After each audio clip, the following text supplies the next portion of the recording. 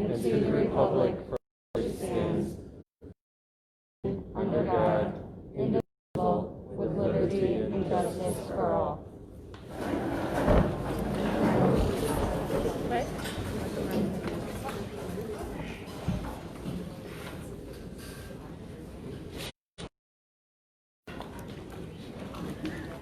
First of all, I would like to thank all the parents for being here tonight. I love to see concerned parents and parents that are involved. So, on that note, I would also ask that everybody be civil tonight. We're going to have no yelling at each other. Let's be nice. There's no perfect solution for this. All I ask is that we take other people's feelings and thoughts and concerns into consideration. Comments from the community today. First, Marie. Yes. If you could please stand. Just you get.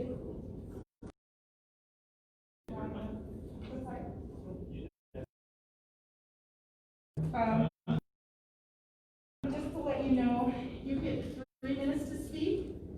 We're not going to reply at this point.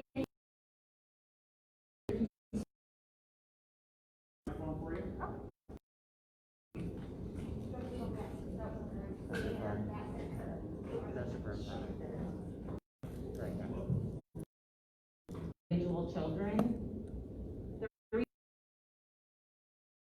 Nothing pertaining to this content has been released even in the neighboring districts, and this could make a difference in the decisions the parents of medically fragile children have to make.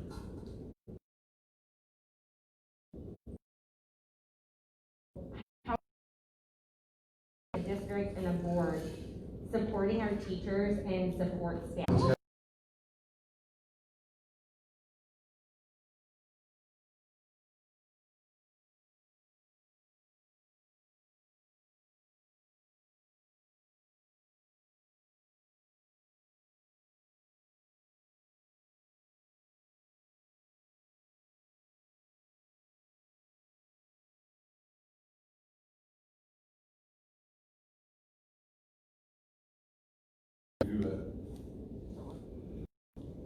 Do you mean when Pop Warner can start?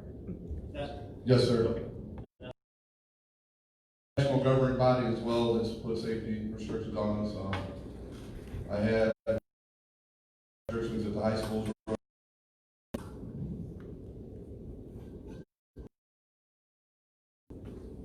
Okay. We have any Pauline. Okay, thank you, ma'am. Next person to be Samantha Quinette.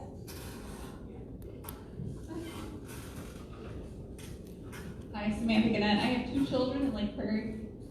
One of the things I wanted to ask tonight is we have a lot of concerns, my husband and I, with our children coming back and the potential of them having to wear masks. Everyone here has discussed it or knows more than I. With small children, they can't make the 45 minutes, being masked the entire day. And I'm not sure that there's a lot of things that would or outside of the mask other than reducing class size and potentially maybe trading off days at school, or we bring half in, or we bring half, and later in the day. I'd just like you guys to consider that, because I know that masks all day would never work. Okay, thank you.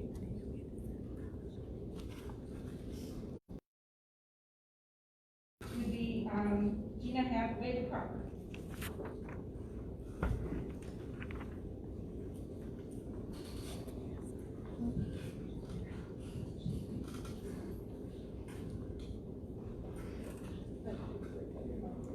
Good evening, ladies and gentlemen of the board, Dr. Gartman, and members of our community. I have 3 children that are attending Oak Hill, but my main concerns are about the school board meeting. Besides our electronic usage for the students, but aside from it shut down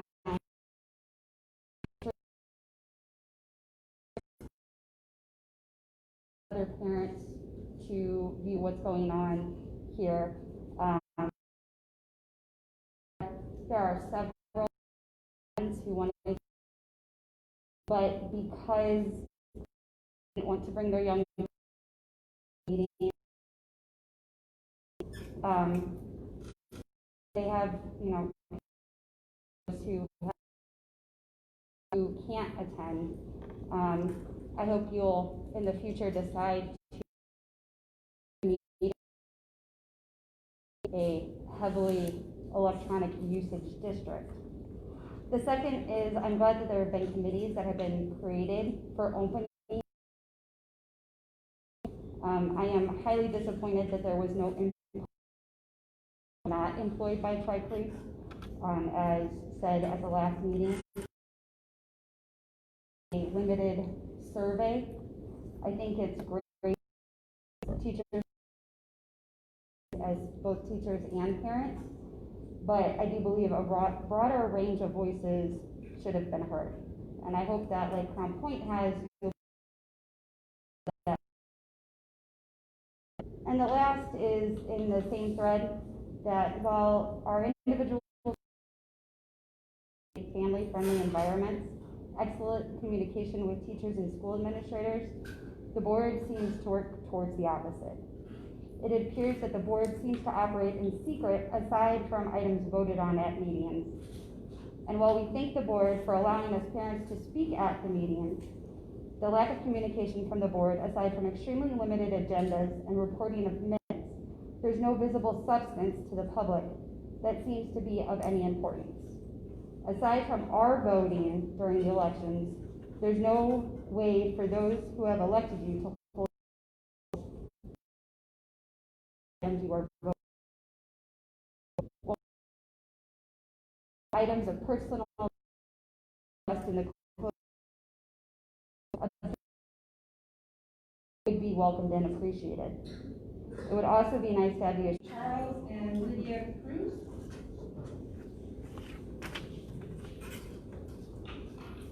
Hello everyone, good evening. Just had some basic questions. Starting with just like in class, wearing, is it mandatory, or if they want to wear them and some don't, is it okay for them to wear them and then take them off, or vice versa? As far as like water bottles, if they don't, is the water fountains going to be open, or will they be allowed to carry like a water bottle? Social distancing in the classrooms, are they going to be full class size, or saw saying that they were going to be full class sizes? So we're going to do something like that. And also, like at the beginning of the year, if they opt us, and that's it. Oh. Just to add, also with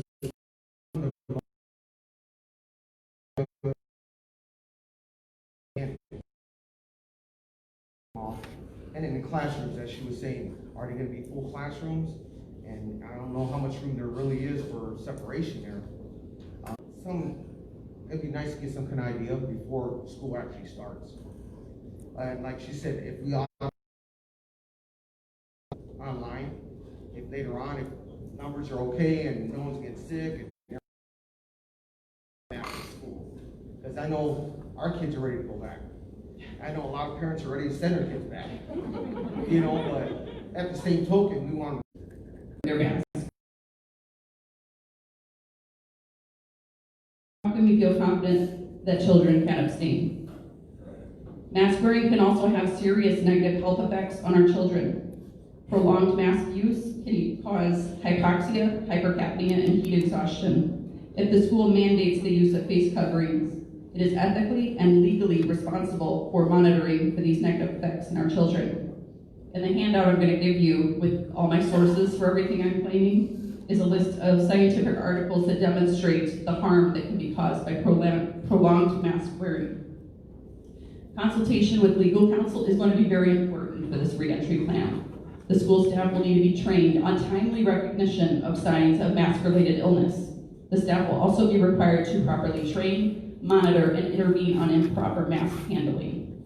Students and parents will also need to undergo training. And this is going to take a lot away from the academic purpose and focus of public school. According to the WHO in June of 2020, they said asymptomatic spread of coronavirus is very rare.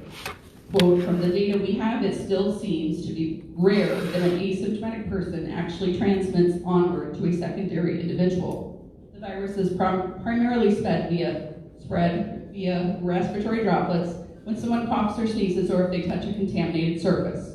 I would encourage parents, children, and staff to be vigilant in monitoring for signs and symptoms of infectious illness. That is a concept that is unchanged from prior to COVID. It has never been acceptable to send your kid to school if they are sick. Symptomatic kids should stay home from school. If they are coughing and sneezing due to allergies, have them wear a mask. That is the original reason for public being encouraged to wear masks, to cover a cough or sneeze.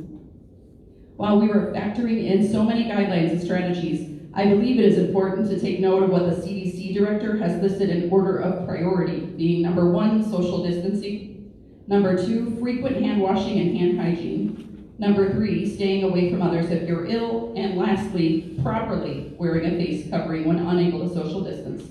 Note that hand washing and hygiene are prioritized above face coverings. My major points of why children should not be mandated to wear masks is, 1, they do not work. They are ineffective at preventing illness in a healthy individual and have actually been shown to increase rates of infection when used improperly. Secondly, in addition to increasing rates of infection, masks have also been demonstrated to have adverse health effects when worn for prolonged periods of time. 3, requiring the use of masks for still children would require extra time, energy, and focus on teaching students, staff, and parents in the correct use, removal, and care of the masks, in addition to policing and providing health monitoring for children. This presents an additional set of legal challenges and costs for the school to implement in a practical and ethical way. Thank you very much.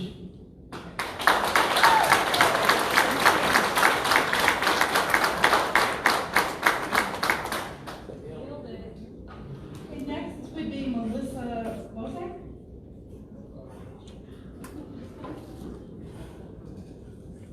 Okay. Hi, I'm Melissa. Most of my questions and concerns were already answered, but my firstborn is going into kindergarten. And basically, if I do send him, I want it to be as normal as possible. I can't imagine sending him into something like this. So really I want to know what our options are.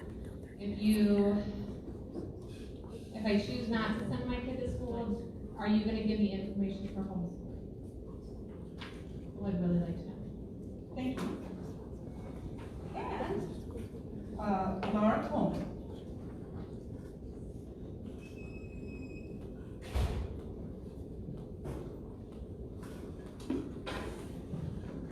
I will be super brief. My concern is the masks as well, the reduced oxygen intake, and not just the kids touching their faces a lot.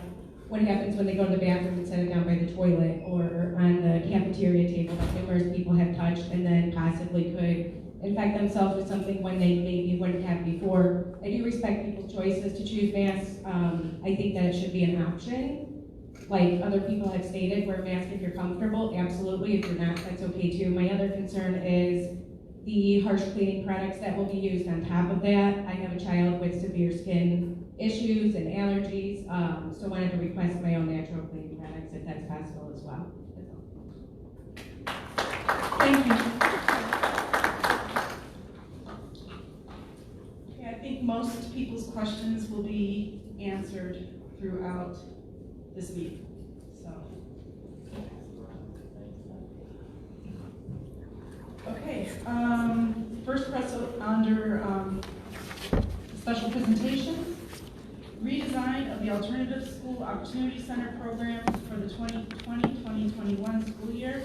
This is Angela Patrick, Principal, Lowell High School, and Mr. Kevin Deal, Director of Curriculum Instruction and Assessment.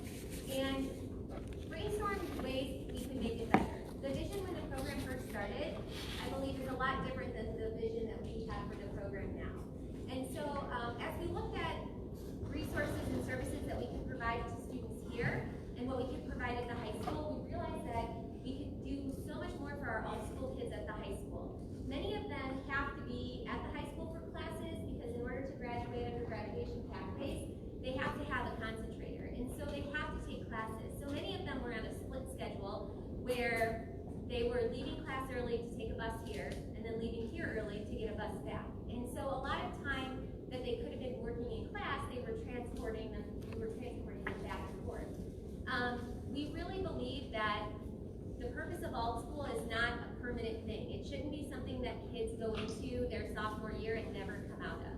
It should be temporary, and it should be something that we're working to get the child back to regular classes or a half-day schedule, but something it's not permanent. And so that coupled with our Opportunity Center, which is here, moving that to completely being an alternative to expulsion, only for high school students, no longer for middle school. In the past, it had been, I think, more of a punitive punishment, but we really believe that the Opportunity Center should be something that kids, an opportunity for them to, I don't want to say redeem themselves, but to learn from their mistakes, to get the social emotional assistance that they need, and to still be able to earn those credits that they need to graduate, because we all know that they need a diploma to move forward to the next phase of their life. So we really are looking at a restructure between that and credit recovery at the high school, and then what the Opportunity Center will look like here. And so I'm going to have Ms. Roberts, our Alt School Opportunity Center coordinator, go ahead and give a little bit more information on some of those changes. So along with adding to the Opportunity Center, it has been more like a punitive punishment when they're there. And they are there because they're in trouble, but what we've learned is you need to give them more than just an education, than just sitting in front of a computer for several hours a day. They need counseling support, they need social emotional help, and we're looking to do that through a variety of different things, even bringing in things like yoga and art therapy potentially, just to get them up and moving. You're taking kids who already have some behavior problems, most likely, and then saying, sit here now, don't do this, and don't do anything, except for 4 hours or longer. Coupled with that, we're going to change up the program that we've used from GradPoint to Edgenuity. I did an Edgenuity 3-hour training this morning, so it's all right fresh in my mind. GradPoint was great, I believe, when we adopted it many years ago, but they just aren't supporting it like it needed to be supported. So the new Edgenuity program, it is going to help our students tremendously. Just a few key points that I picked up today. There's a messaging center within the program. So if a student is having difficulty, they can message me directly through the program, hey, I'm having problems with this. Because sometimes our kids don't want to speak up and say, Mrs. Roberts, can you come help me with this? But they'll send me an email. And then I can just quietly go over and say, okay, what's going on? There are guided notes throughout the entire program. So kids need, we all need sometimes to just jot things down, just to have a way to recall what's going on. And those guided notes can then be pulled and used for tests. And I think that's the thing that we've gotten away from as a district, is being able to actually pull out a piece of paper and write down things. And sometimes kids need that aspect of it. There are 470 courses that we have, which is a lot more than we have with GradPoint. A lot of times with GradPoint, I would say, I don't know what to do with this kid because I'm out of electives. This offers some of those beginning electives that will allow our kids to then start a career pathway, to start those concentrator courses. So it's kind of, and it will give them like a foothold before they go in and start taking a CNA course. The auto-generated reports are going to be really great. They will auto-email to administrators and parents. This program will help to keep the rigor that our kids need, and will duplicate more of what's going on at Lowell High School than what we have done in the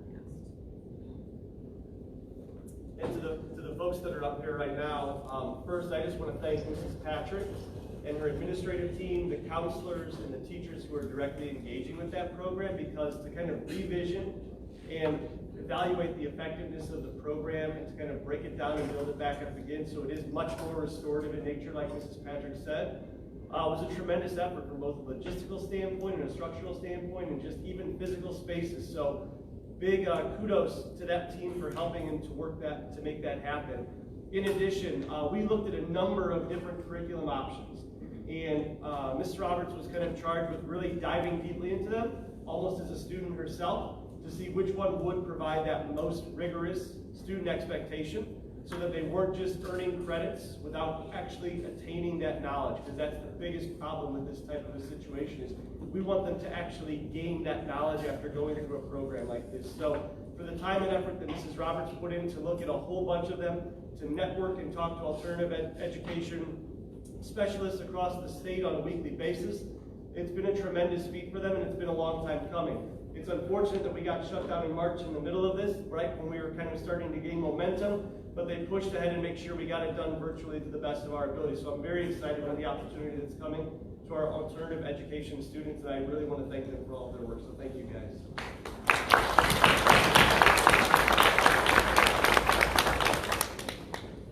I would also like to give a big thank you to you guys. You're part of the reason that our graduation rate is what it is. And those students are more at risk. And I've always said that it's our responsibility to get them a diploma and out of high school. Because without that, they're already starting out in a hole for the rest of their life. So I appreciate that and all of your hard work very, very much. All of you. So thank you. All right, next, the big one. Return to Learn Framework Plan, Dr. Gardner. You may want to, yes.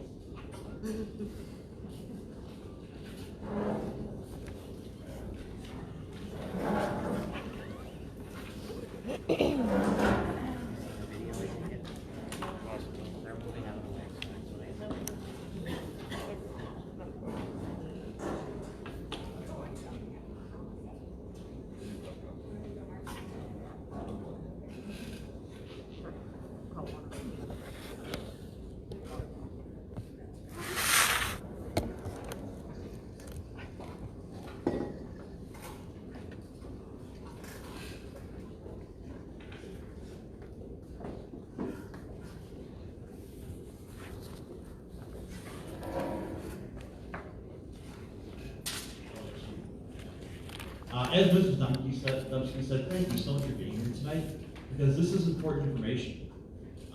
It's been, well, since March 13th. That March 13th was the last day that we were in school. At that time, we thought we would start spring break a week early and get in front of the curve of coronavirus and COVID-19. But as things turned out, we went from March 13th to then a little bit more of a delay. And then finally, a declaration by the government said schools are closed for the rest of the year. No one ever imagined that that would happen. When the coronavirus and COVID-19 first emerged on the West Coast in Washington, and students were saying, do you think we'll go home? And they were excited because they were thinking of like a snow day. But then when the weeks drug on and they were emailing and saying, when can we come back to school?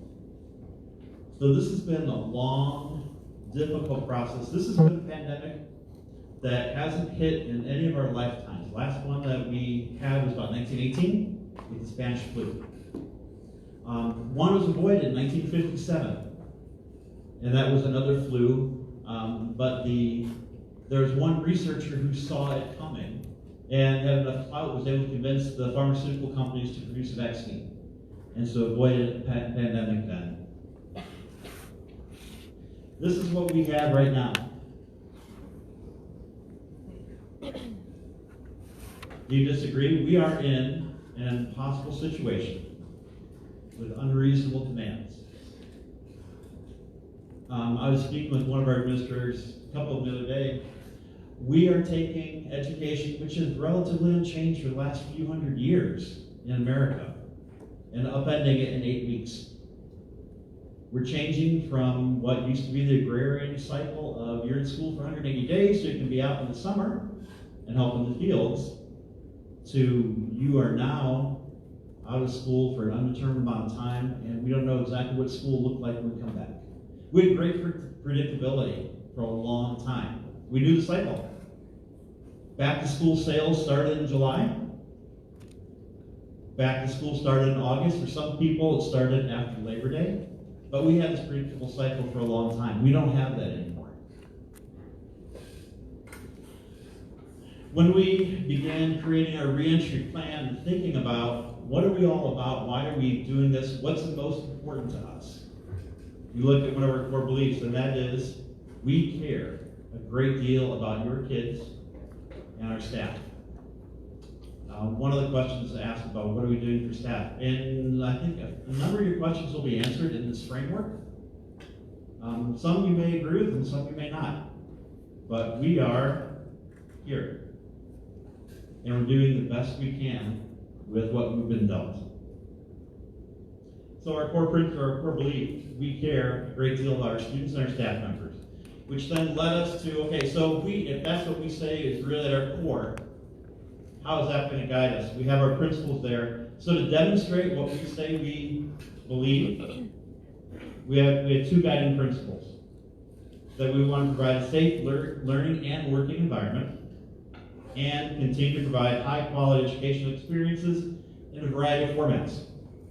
One of my superintendent colleagues firmly believes that education will never look like it has again. That we will always have maybe a dual platform, because we don't know when this pandemic will end, and we don't know when the next one may occur.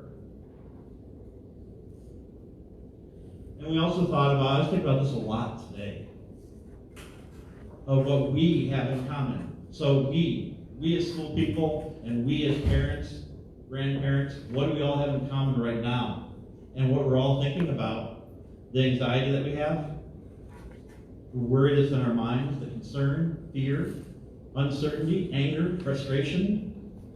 Speaking from a personal thought, so I have 3 kids. One is 28, another is 24, and the other is 20. So my 20-year-old daughter is a sophomore at IU, and she had to, IU closed. But we left her there because a week before they closed, she had some friends from New York visiting. So we left her there until we picked her up about mid-May. So from when we closed in March to mid-May, she stayed at IU to make sure she wasn't bringing anything home. My middle son and his wife were just about done with their graduate program at the University of Ohio. And then their university closed, and they had to come to our house to finish off their degrees remotely. And they did. They didn't have any graduation. Their graduation for Kathleen was 2 of her professors on a Zoom meeting.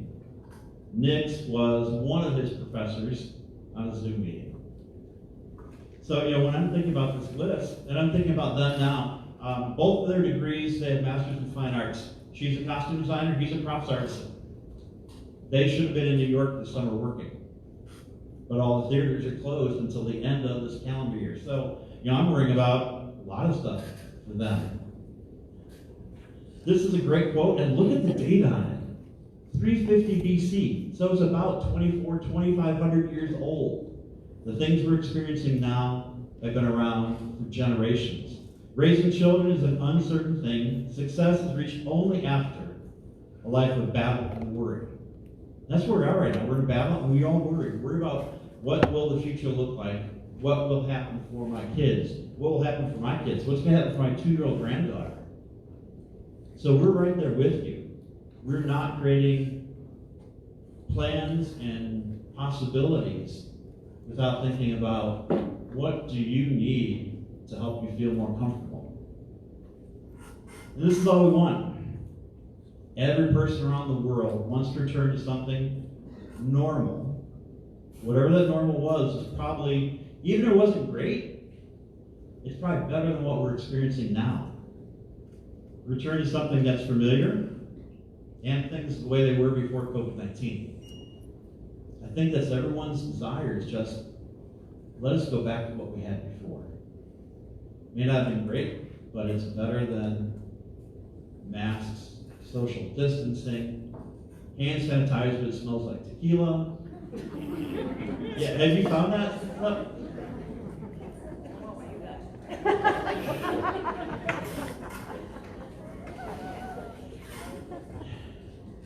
One thing that we've been saying very clearly, ever since we closed, and throughout the development of our framework, is that we know that kids, when they left us, they left abruptly. What they didn't get the chance to do was to say goodbye. They didn't get to have those end of the year events with their friends and with their teachers. They didn't get that chance to bring in those little gifts to their teachers and for elementary kids, give them a hug and say, I love you and thank you so much for the year.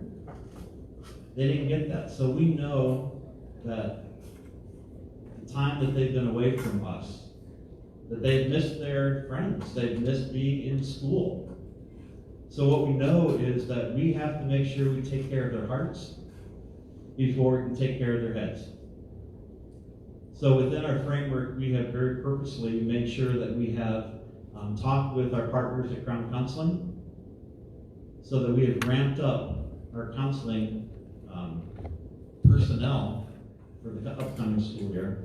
And also Shannon Richards, our associate principal at the high school, has been our lead on our social emotional learning, our MTSS, multi-tier system support. It's just a great way of saying she and her team have put together a really nice web of supports for students and for staff. Our Crown Counseling Partnership gives us the ability to open up that counseling for any of our staff members as well. So when our kids come back eventually and our staff come back, it's going to be a lot of hand-holding, not literally probably, but a lot of recognizing that kids are coming back and they need to reestablish the bonds that they had before we can expect them to learn. If you really want to do something spectacular for your kids, if they are in grades 3 through 8, start contacting the state superintendent's office to tell them we don't want Eiler in the spring.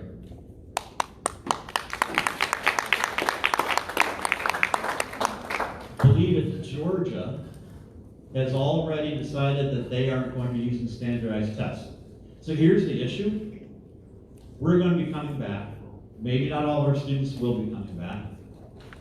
We need to take care of their hearts first to get them into a place where they can learn. We know they're going to have a gap from the time that they weren't in school getting that wonderful face-to-face instruction. And then spring rolls around, and they're expected to sit for a number of hours participating in a test that they haven't been prepared for. Our teachers can do amazing things, but we need some time. So contact the state superintendent's office and just encourage them. Put a pause on state testing. State testing is tied to federal accountability, and that's what the response you might get. You also might get the response that, well, we have contracts that we have to fulfill. The state testing contract is about $40 million a year. We would suggest, instead of spending that money this year on testing, distribute that to the schools to help restore where kids need to be.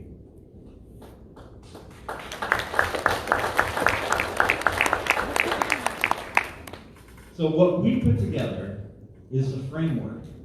It's not a plan because it doesn't contain every detail. The plans are being developed at the school level because they will be taking care of day-to-day operations. These are larger concepts that filled in with the plan. As this is being developed, these are all the areas of consultation we had. So Centers for Disease Control, which you've all heard, they have a lot of information for us. Indiana State Department of Health has been very helpful. The Lake County Health Department, we now have established a weekly call among all the 14 or 15 superintendents in the county. We have a standing call every week with Dr. Billy Lowell. We just met with her on Tuesday to continue to talk about what's happening within Lake County. We also have parent input. I know some comments about not having parents on the committee. Well, if we had parents, we could have, but we'd have probably about 2 or 3. We used instead, we had a parent survey. From that parent survey, we had 811 responses. And within those 811 responses, we had 85 written comments that we went through and read each one of those to know what parents were thinking. So, I can see it both ways, but we got a really nice response from parents on that survey. We had teacher input. not only from the teachers on the committee, but teachers who would be talking with their other teachers who are on the committee to provide input. We have had input from all of our directors who have had input from their staff, so like bus drivers, technology staff, food service folks. So there's been a lot of people on this group. And then all that committee, and then the subcommittees within that. The subcommittees are mostly responsible for taking different areas. For example, curriculum instruction, kindergarten to 5th grade, and then 6th through 9th, and 9th through 12, and giving them the task of prioritize what you think kids need to know. What are the most important elements? Because we never know when we'll have another shutdown. So we have to make sure that what we are teaching when we have kids in front of us, that they're getting the most important instruction. Subcommittees on operations, and Jason Wathen, who's making sure that we have ample supply of hand sanitizer, soap, paper towels, masks. I think we're up to about 25,000? Yeah, 25,000 masks on hand. And then John Becker, our Director of Logistics, looking at all of our bus routes to see how we can maximize our buses and to make sure we have enough drivers. If anyone would like to be a bus driver, John, here's your chance. We need bus drivers, we really do. We need bus drivers, we need substitute teachers, and we need custodians. We have openings that we'd love to fill. So if any of those are of your interest to us or to you, we have information on our website where you can apply for those. When you see the entire document, it's broken down to 3 parts. There's a 1-page introduction. Then the next section is the framework overview. The overview is kind of your quick glance at your big picture of the most important concepts or categories that you need to know about. And then after that big picture overview comes a very detailed question and answer section broken down by category. And everything is identified by an icon. So if you want to look at transportation, you look for the picture of the bus, and then you have all bus transportation information in one location. So this is the framework.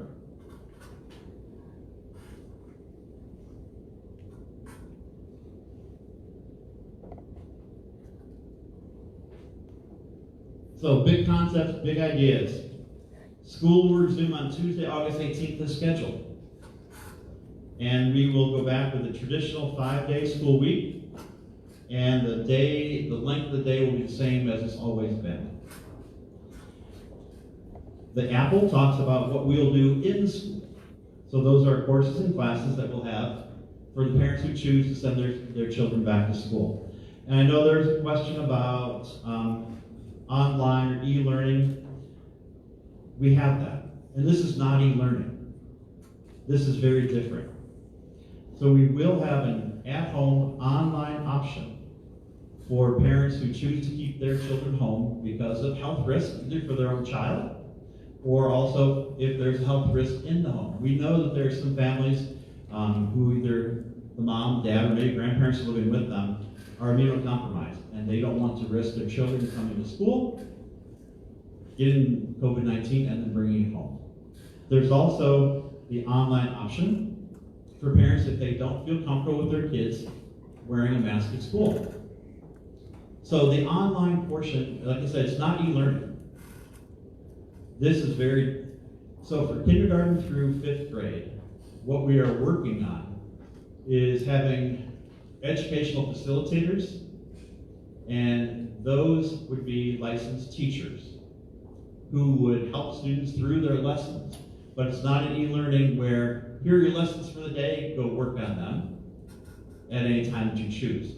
The kids would have a schedule that they need to work through to make sure any middle school or high school parents whose kids sleep till 2 in the afternoon and then decide to get up and work on e-learning? Yeah. So this is different. For middle school and high school students, you heard Mrs. Roberts and Mrs. Patrick talk about Edgenuity. It just happened that we decided to look into changing the online options for our alternative school kids And then we're able to use Edgenuity as a robust platform for middle school and high school students. So they would use that maybe truly online. With that, I think some parents ask, can you go in and out? What we need, especially for middle school and high school students, is a 1 semester commitment, because class length is 1 semester, usually for middle school and high school classes. So we can't have students dropping into online for a week and then coming back. So there is flexibility within the online programming, and in school programming, it's just a semester commitment. The school bus. We will have our bus service as we have had in the past. CDC recommends social distancing. We looked at that. Mr. Becker looked at what would it take to social distance on a school bus? A lot of school buses. In order to social distance, as the CDC guidelines give us, we could fit 15 students on a bus. So there are just some things that we can't do. Again, we're going back to that first slide, an impossible situation with unreasonable demands. So we will have our buses. Students, when they're on a bus, will need to wear a mask. Our drivers will have to wear a mask. And then, as it's designed right now, we want siblings, so keeping households together, we want them to sit together. So that, they've already been in one location with each other at home. If we spread them apart, then they may spread whatever they have. So they need to be with a mask. They need to be sitting together as a family. Masks. There will be certain situations, like I say, on the bus, interacting face-to-face, and settings where social distance cannot be practiced, and wearing masks will be required for both students and staff. So all of our staff are going to be required to wear a mask when they are out in situations where they can't be 6 feet apart. If they're in their individual offices, no mask is required there. But if you're out in a hallway, if you're out in a common area, you have to have a mask. I know, that's tough. But again, we have an impossible situation, an unreasonable demand. We're trying to respond and doing the best we can to mitigate the spread. Is it going to, absolutely it's not going to be perfect. There will be kids who have their mask below their nose. We know that. And we have to teach kids how to properly wear their mask. I've even been out at restaurants and I see the people making the food with their mask down here. We all have to learn how to do it better. It just boggles me when I go through Strax and see people with their mask below their nose. If you believe a mask does some good, then you need to wear it appropriately. See, back up here. So we are going to require all students and staff members participate in at-home screening for the COVID-19 symptoms, and there are about 10. We can't do that at school, not because we don't have the logistic possibility for it. We have about 3,200 students. And we had the same kind of question come up just 2 years ago. If you recall, the governor provided wands, metal detector wands, for every school throughout the state. That's wonderful. Imagine 1,200 students at the high school who you're trying to get into the building in the morning, and if you have to wand every one of those students, how long does that take? I think we calculated it would take the entire day. The same thing with trying to screen students every morning for the COVID-19 symptoms. So we need you as parents to screen your children at home. And we also will require our employees, all staff members, have to screen before they come to work. And if they have any symptoms, they have to report that to their supervisor and not come to work. One of the moms said it well, if your kids are sick, please keep them home. Don't give them Tylenol and let their fever go down and then send them. Because you know what? They tell the nurse. They go to the nurse because they say they're not feeling well and they don't have a fever, and the nurse, did you want to give you Tylenol? Oh yeah. So if they have a fever, please keep them home, especially this year. A question was asked about the cafeteria. So we have the significantly change how we serve kids their meals. And we are hiring a new food service director tonight. Aren't you happy, Michelle? This is a big challenge. Kids love coming to lunch. I'm not sure they always love the lunch, but they love coming to lunch. Bosco sticks, but they love being with each other.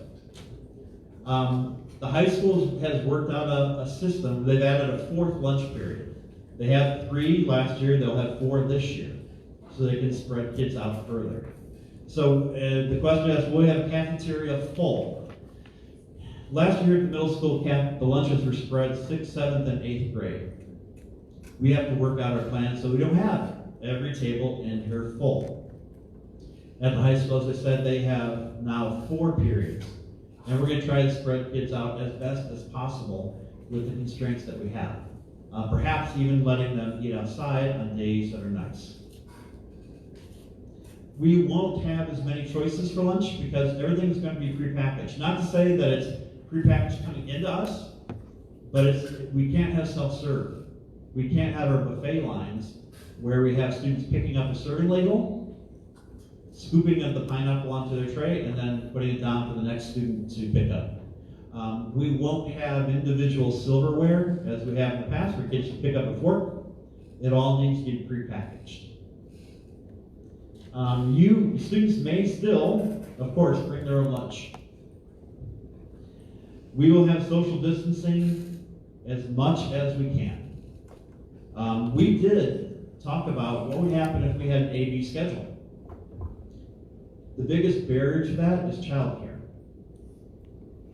Because if you have A-B, so if we had students who came to school on Monday and Tuesday, everybody's off on Wednesday, so we can clean some more. And then another set of students comes to school on Thursday, Friday. So you're going to have childcare for 3 days a week. During those 3 days a week, students are also engaged in e-learning. What we know we have a lack of in our community is childcare. I don't know that we have any preschools left. 1, 2. But I don't know that we have any school-age childcare at all. Water bottles. This was asked, and the perfect setup for me. Our water fountains, as you see them right now, will be turned off. But what we have done, and these are really, out of this really has come some good things, like water bottle fillers. My 20-year-old daughter, Amanda, when I was superintendent in a different place, she attended one of my high schools. And we renovated a cafeteria. And so I asked her, what are your ideas, Amanda? What do we need? Water bottle fillers. So we now have water bottle fillers being located in every school. Not every water fountain is being retrofitted, but we will have touchless water bottle fillers. So students can put their water bottle under it. They don't have to touch any part of the fountain, and then they take it off when it's full. Along with that, the Franciscan Alliance, so St. Anthony's, is giving us enough water bottles, not bottles of water, but refillable water bottles for all of our students. So if your kids don't have a water bottle, they're going to have one. If they have their favorite water bottle, they can still bring it. We also had a conversation about, does it need to be clear? Now, where's a kindergarten parent? Okay. And this is your very first child in school? Okay. So, clear water bottles, I'm sorry, I'm going to burst your bubble. Clear water bottles have been necessary in the past for those high school kids who like to bring other things besides water.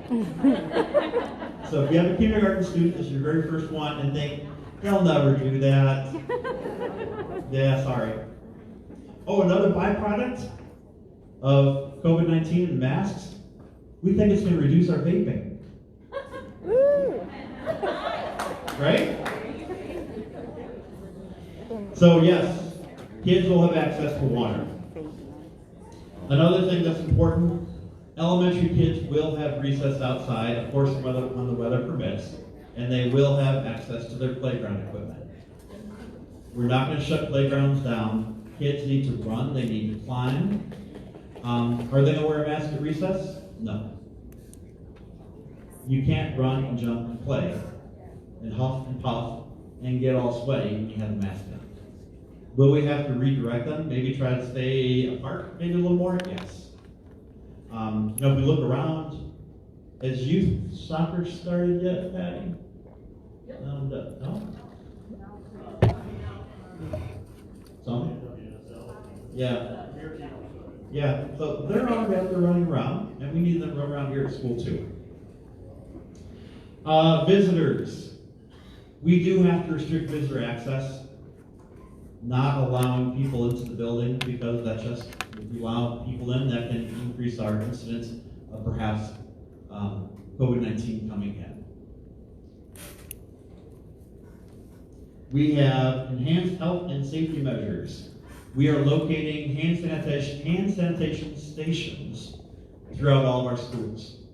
So that means, as you might see at a hospital, where they have the hand sanitation stations attached to a wall in just various locations, that's the same thing that we're doing. So as adults or children walk through halls and they see it, they can sanitize there. They don't have to wait until they get back to a classroom or they get to a bathroom.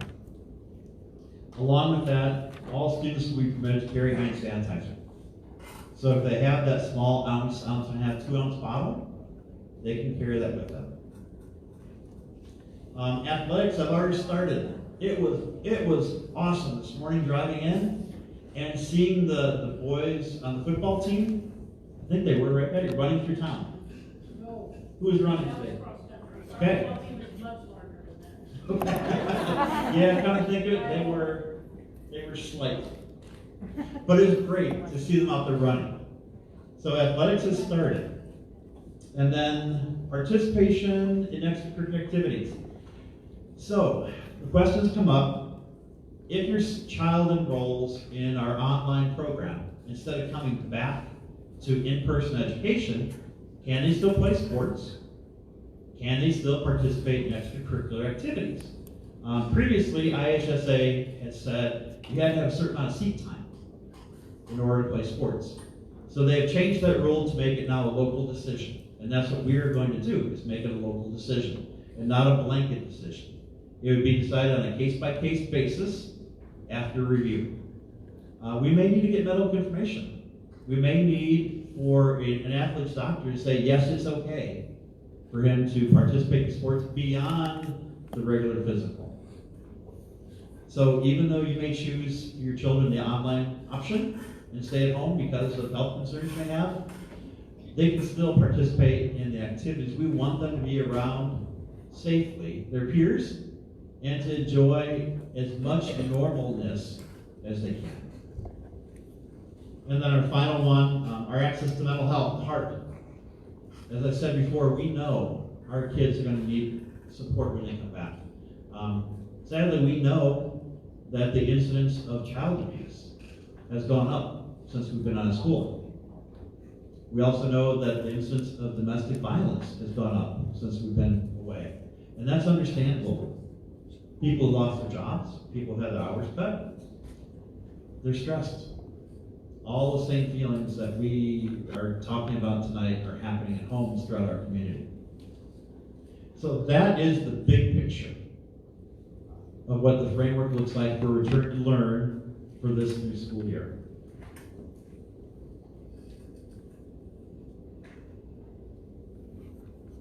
The third part of it, and this is where all the, as I said, the questions and answers and the details are.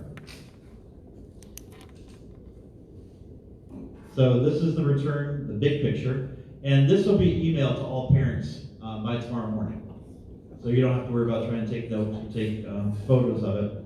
But there's the framework we just talked about. And then we get to the Return to Learn details. So as I said when I started speaking, every category has an icon. So when you go through the framework, and if you want to know something about a particular category, just look for the icon. So the schoolhouse, and they're all explained here for you. The schoolhouse talks about what's happening in school, what's the school schedule going to be like. We haven't changed the calendar.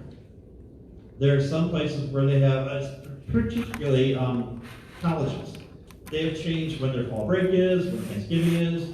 I'm not quite sure when my daughter's is, I just know she'll show up.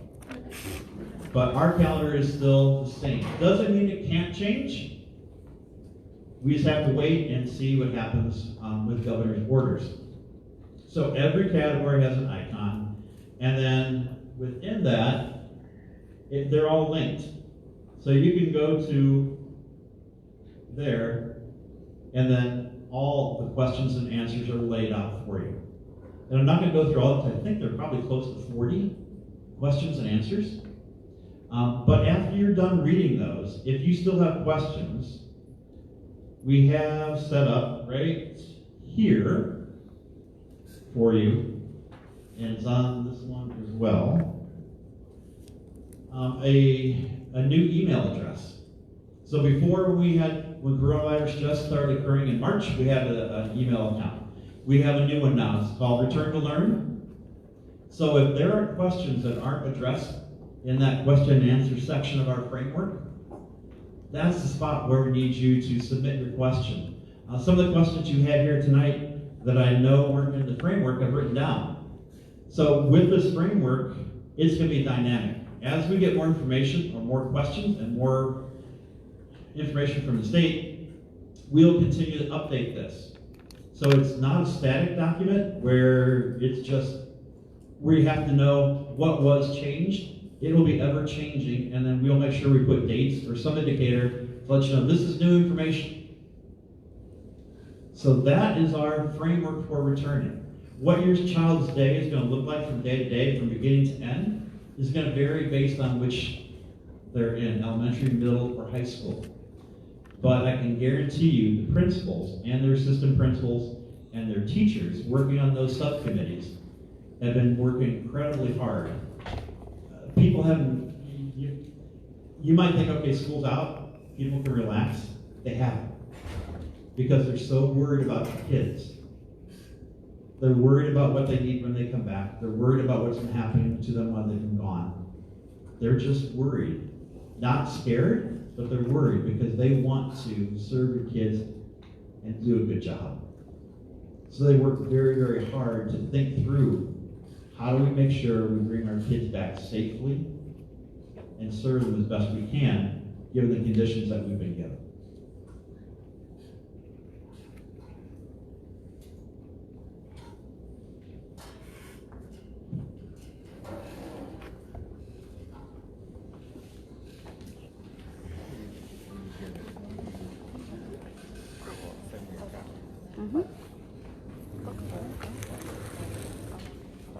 Probably not if they're restricting visitors.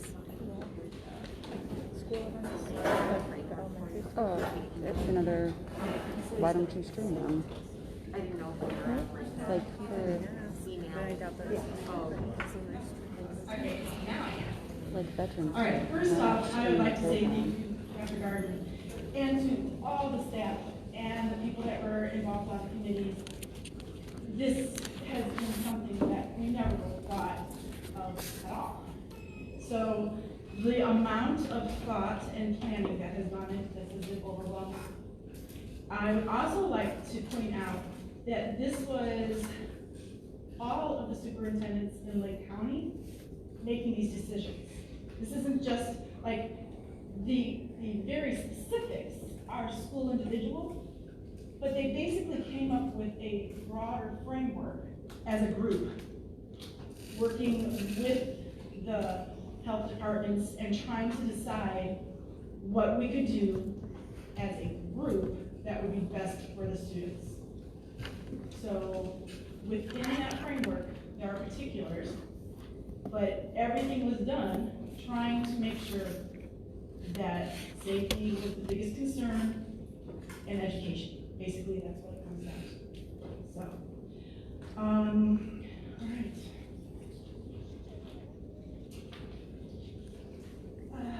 Okay, under, does everybody want to stay for the rest of this meeting? Okay, well that was the biggie. I would like to point out something really quickly though. It was brought up about school board. And I just wanted to respond to that a little bit. I think sometimes people have a different idea of of what the perception of what a school board does. We're the business end of it. We hire professionals, education professionals, professionals in business, professionals in nutrition, and they do the majority of the work.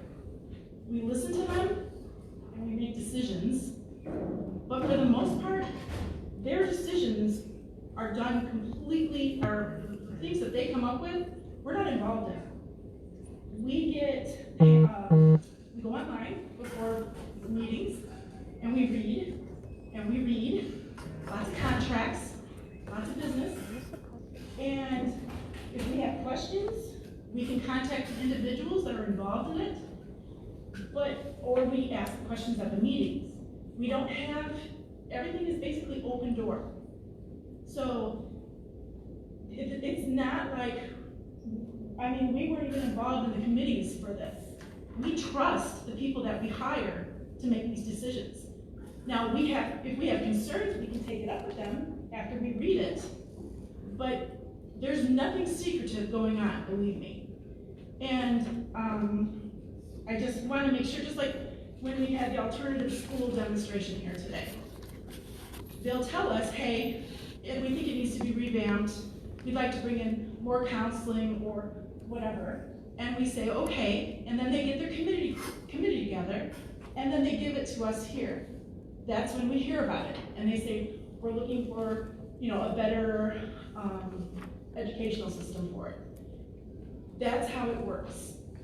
They're the people that do the work. We're the ones that make the business decisions and say, okay, it works. That's it. No big secrets here. So, like I said, I appreciate all the parents that get involved. I have wanted this forever. And yeah, you know what, we can look into somehow maybe streaming it, but I will just say it's not like we were doing this to hide anything. We've always had open door policy at our meetings, like we have to. And as far as the Google meetings, I'm just gonna say I hate those things.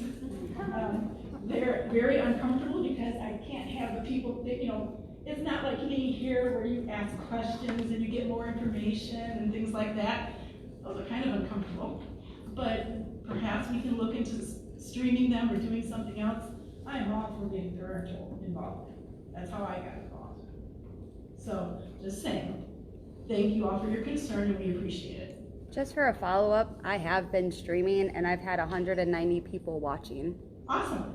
So thank you. It's something that's wanted in the community. Okay. Thank you. And thank you for bringing that to our attention. Thank you, guys.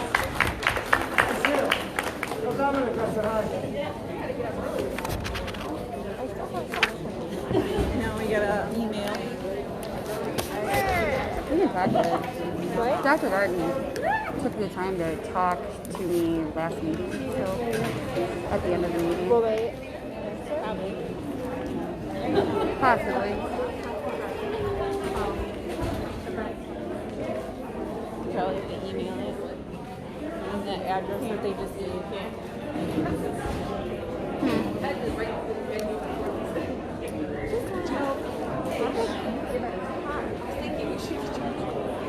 What? I think she's done with the state though.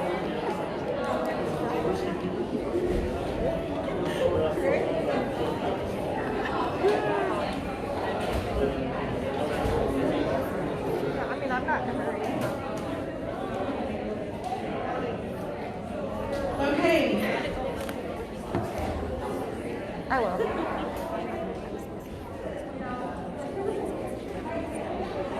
you go. Okay, ladies.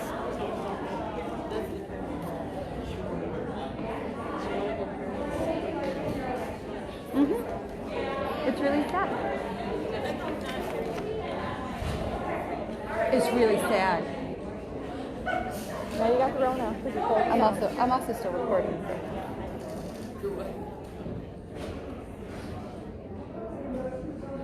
Okay. If we could continue, thank you.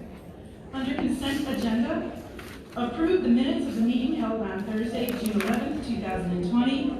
Approve the minutes of the special meeting held on Thursday, June 25th, 2020. And approve payroll and claims. I I have a motion and a second. Are there any questions and comments on the consent agenda? All those in favor? Opposed? Motion passes. Under E, Personnel Report. Approve the monthly personnel report dated Thursday, July 9th, 2020.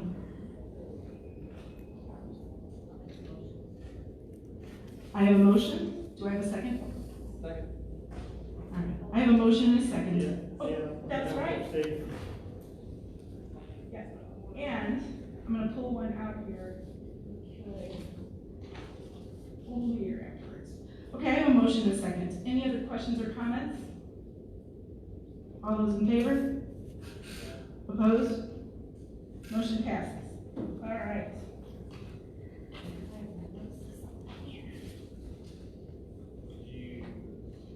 Want me and folks who just hired? If you could, that would be fantastic. All right, how many do we have? We have Terry, Michelle. My daughter's in Wisconsin. Okay. She's sitting on her floating right now. Well, okay, so, who you hired tonight, I'll introduce Terry Cruz. Terry's our new principal for Lowell Middle School.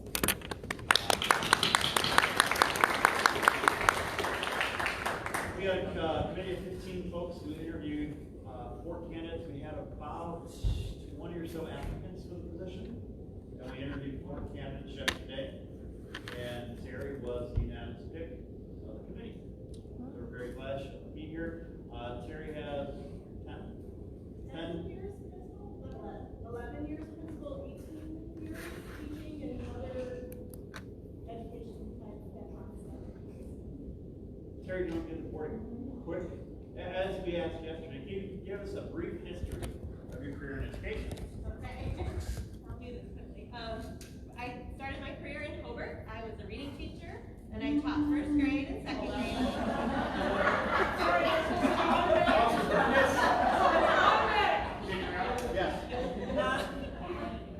Then I moved to Texas for 2 years. I taught 3rd and 4th grade. I moved back to the area, so I taught at a charter school in Gary for a year. That was a great experience. After that, I became an assistant clinical professor at Purdue University, Calumet. I trained literacy coaches. During that tenure, I worked at Lake Prairie for 2 years. So I kind of feel like I'm coming home. I had some great friends that I met while I was there, so I love this community. I feel very strongly that together we can make a great difference for this school. It's a great school, and I'm happy to be here. After that, I got a job in Hanover. I was there for 4 years. I was the principal at Lowell Elementary School. Then I went to Maryville, where I have served as the principal of 2 different schools, Giddings Elementary School and John Wood Elementary School. So I have a strong literacy background, a strong curriculum background, and the instructional piece as well. So hopefully we'll bring it all together and we will have a great year. Just really quickly, yesterday, the people that interviewed me, I did ask them what the strengths were that they felt of Lowell Middle School. And what was great to me was that every single answer was related to relationships that they have with the students and with one another. So that to me said a lot about the staff here. So I just wanted to share that with you. I know academics are so important, but there are so many other things that are more important. So thank you so much.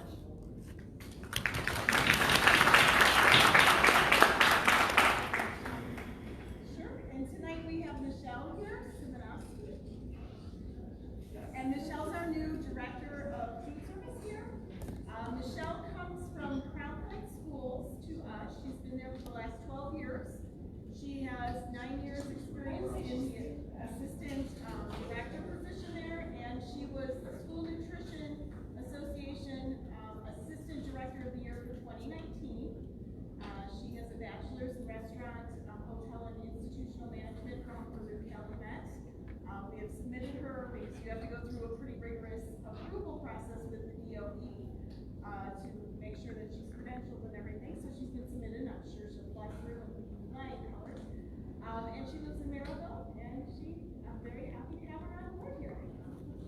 Very excited to join the Prairie. It's a challenge. I think we're going to, all this going on, so we'll get it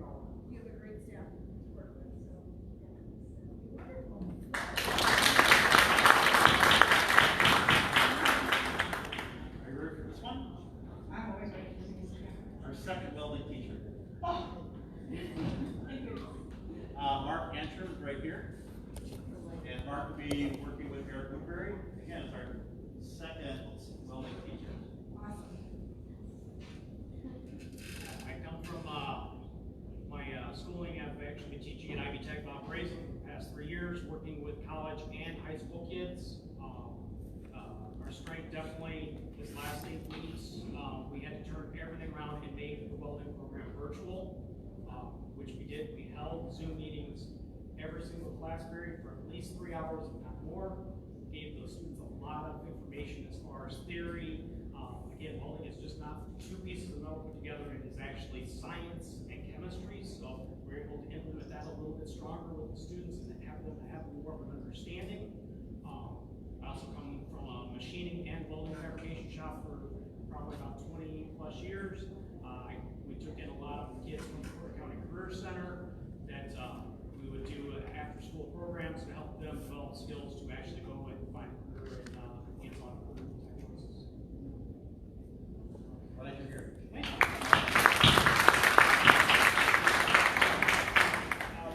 The reason this is significant is because our welding program has just grown dramatically. We have 80 students signed up to take welding.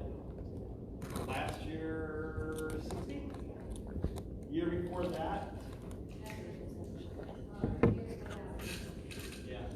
But the welding program has just grown exponentially. So much, in fact, that we even look at the building itself to see if we can enlarge that building. So welding is a fantastic career, and we're just thrilled to be able to have that as a pathway for our kids. And every student enrolled in welding class brings us extra money too. Is that everyone? That's here? Do we miss anyone? Okay. Wisconsin. All right. I would like to say. That's exactly. All right. I would just like to say welcome to all of you. Usually we shake hands. Excuse me for not doing that today. Just saying. But thank you for bringing your expertise to Tri-Creek. This year is going to be a trying one, and we need every single one of you. So thank you very much.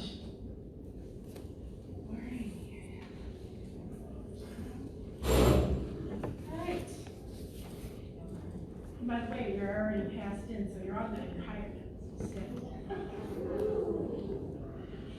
All right, under old business. Approve the purchase of milk and dairy products to Dean's Dairy distributed by Schneckels Dairy, Huntington, Indiana for the 2020-2021 school year and award the purchase of bread and bakery products to Alpha Baking Company, Chicago, Illinois for the 2020-2021 school year. This is an annual contract that comes up and is bid upon every year.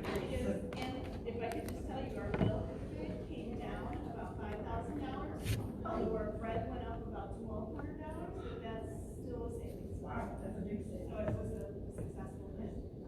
Okay. All right. Do I have a motion?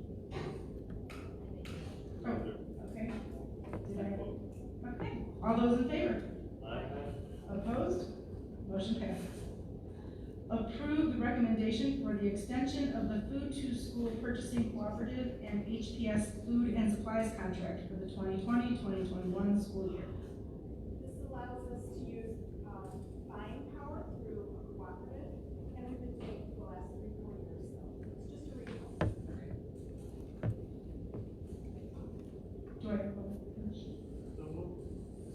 I have a motion and a second. Any other questions or comments? All those in favor? Opposed? Motion passes. Under new business, number 1, appointments by the board president of representatives to the following positions, which are effective July 1st, 2020 through June 30th, 2021. Northwest Indiana Special Education Cooperative Board of Managers, Vocational Agriculture Advisory Committee, Legislative Liaison, Policy Liaison, Coordinated School Health Advisory Council, and Lowell Redevelopment Commission. One thing though, I also noticed that maybe instead of saying Agriculture Advisory Committee, it could be, all. Maybe career technical education. Exactly, yes. We could change that up a little bit, please. So last year, I represented NISEC. Kyle Mitch represented Vocational Agriculture Advisory Committee.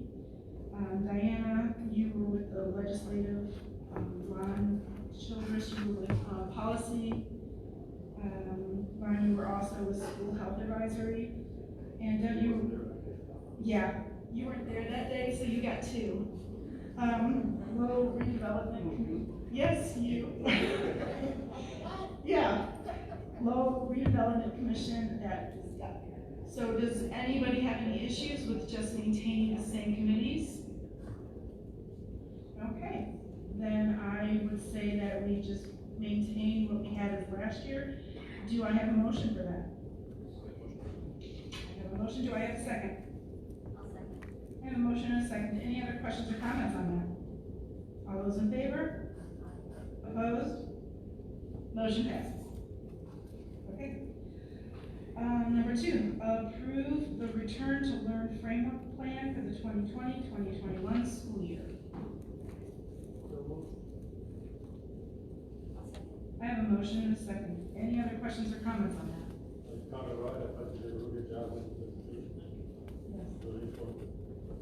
Definitely.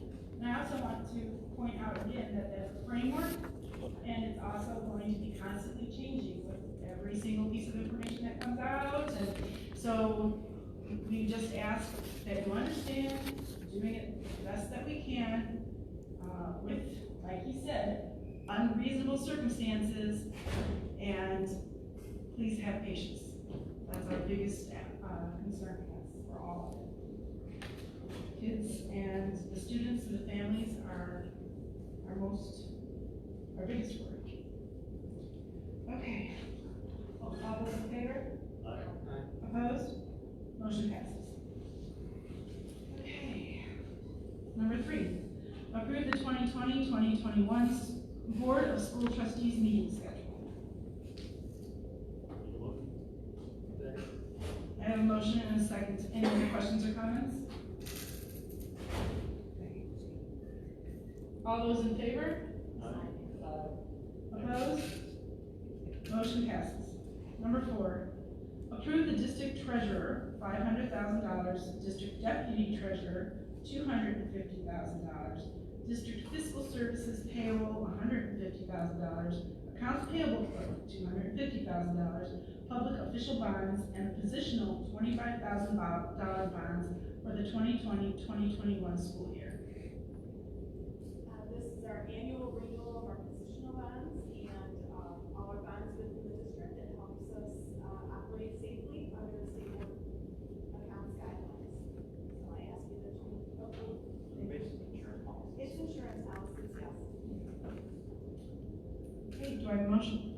I'll make the motion. I have a motion and a second. Any questions or comments? All those in favor? Aye. Opposed? Motion passes. Number 5, approve Brandy Luha, Oak Hill Elementary School Principal, as signer for the Oak Hill Elementary School extracurricular bank accounts, replacing Stacy's 12. I will bring next month Mary Cruz into you to add her to the accounts, but this is just getting her on our accounts for extracurriculars so she can sign checks for building. Alright. I have a motion. Do I have a second? I have a motion and a second. Any other questions or comments? All those in favor? Opposed? Motion passes. Number 6, approve the job descriptions for credit recovery instructional assistant and alternative program opportunity center instructional aide. This is what we heard about earlier. So this is what we heard about earlier in regards to the redesigning the program. This is just a breakdown of their job description. I have a motion and a second. Any other questions or comments?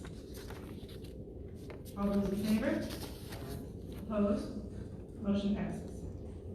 Number 7, approve approve the memorandum of understanding for high school-based dual credit between Lowell High School and Ivy Tech Community College for the 2020-2021 school year. Is this a Dr. Gardner or Mr. Hughley issue here?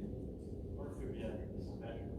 It's a dual credit agreement that we have with Ivy Tech that allows our students to have their high school credits and college credits at the same time. It's an annual renewal. Okay. And are there any changes as far as that goes within the contract as far as the cost? No. That is a wonderful opportunity for our students. Right. So, okay. I have a motion and a second. Any other questions or comments? All those in favor? Opposed? Motion passes. Number 8, there's another one. Approve the dual credit enrollment memorandum of understanding between the trustees of Indiana University and Tri-Creek School Corporation for the 2020-2021 school year. Same thing, this is just Ivy, correct? Right.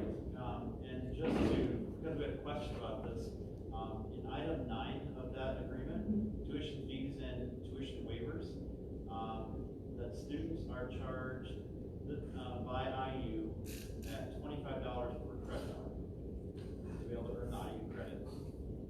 My daughter could be paying $25 a credit hour. Yeah, I'm like, can we maybe extend that? Right. And can we please make sure that that is stated someplace to our parents? Absolutely. Okay, thank you. So students are in free reduced meals, pay nothing. It is a little side note here, but every time somebody says their child is graduating early to start college, I'm always like, keep them in school, just some of these dual college credits for, I can't even, my daughter had multiple by the time she got to the school. So I'm just saying, it really, really is a cost saving. Okay, do I have a motion for this? I have a motion and a second. Any other questions or comments? All those in favor? Opposed? Motion passes. Number 9, approve the proposed revisions to the Tri-Creek School Corporation Student Handbook for the 2020-2021 school year.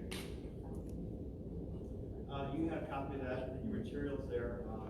Mr. Nanaga, I asked him to form a committee of other visitors from the corporation, so elementary, middle, and high school, and review our handbook and propose changes. And that's what you have. If you want to scan through the documents, Board docs, you see a lot of formatting changes.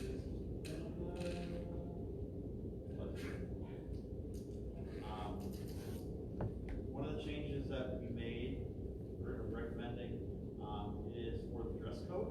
It's a lot of wording changes. Right. To make it, would you, Mrs. Patrick, would you say less restrictive? Less mixed. Right, so we're not spending as much time, teachers aren't spending as much time deciding where is that hole? Yeah. And how much of shoulder is showing. Yeah, I noticed that was the majority of the changes. Right, it was. And just some cleanup of language, no really substantial material changes except for dress code.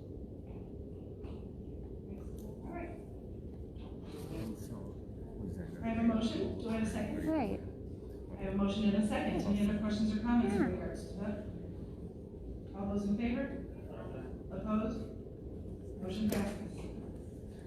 Do we have other information? Just not maybe an update on graduation, but just information. Make sure everyone understands what's happening with high school graduation. So we are scheduled for July 26th. Yes. I'll keep going. So July 26th, we modified it again based on what students and parents told us, because we'd originally thought football field, but then we had unpredictability of weather. So we moved it inside the auditorium, and because of the size restrictions that we have right now with the governor's staged plan, we couldn't have more than 250 people in the auditorium at one time, and we had to do social distancing as much as possible.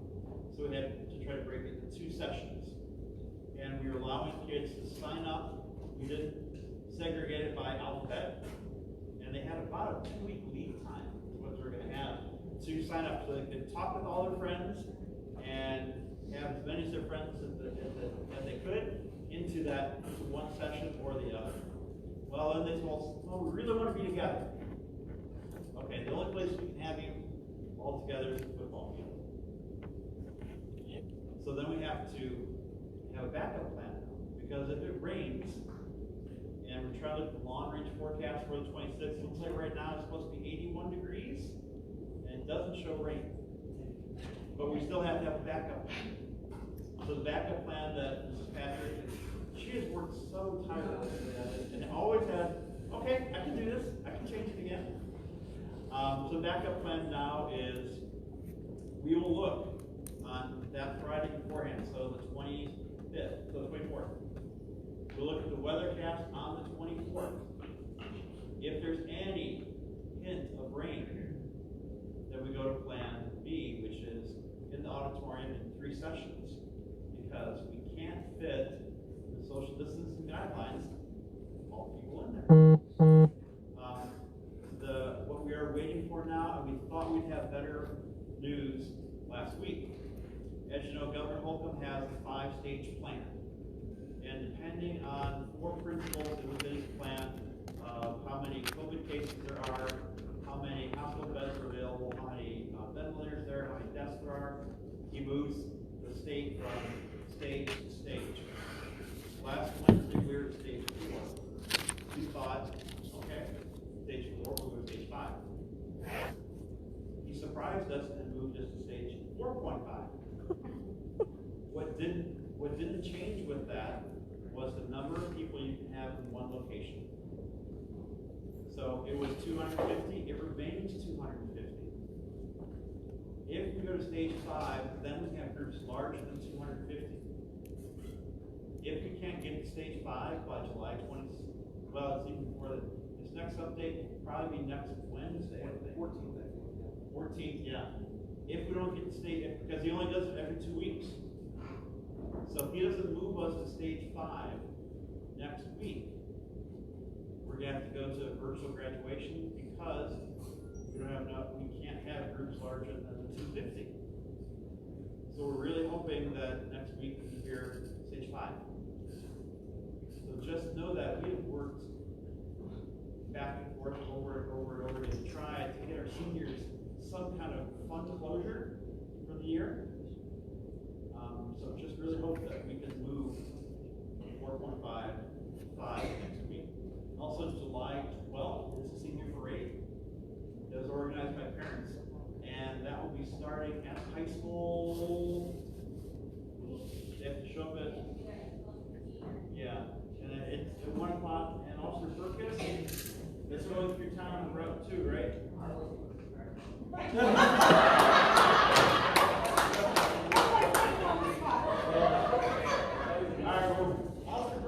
Yes, sir. We're talking about the senior parade. Yes, sir. That's going to go on Route 2, right? Yeah. Yep.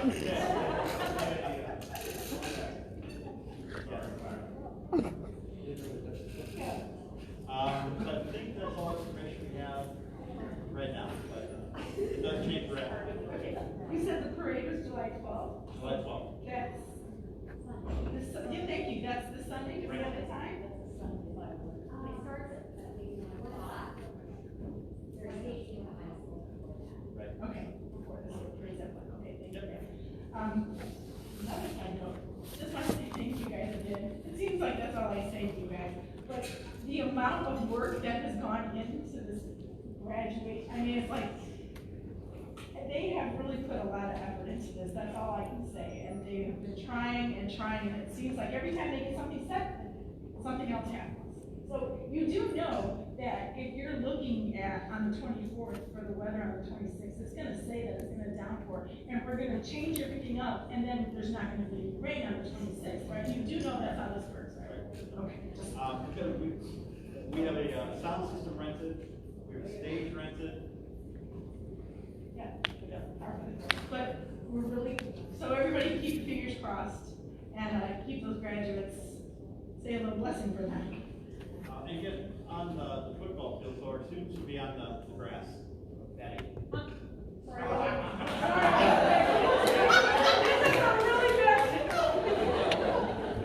is it Officer Burgess from the top, or you from?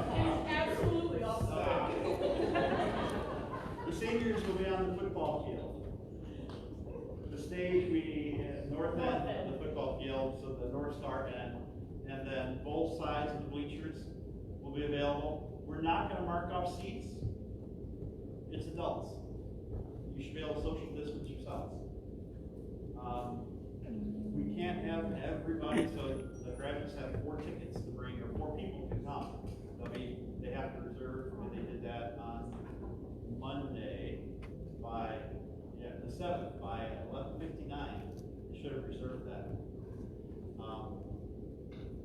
So we should be able to get, again, with the weather, Governor Holton should be able to get a nice celebration for our seniors.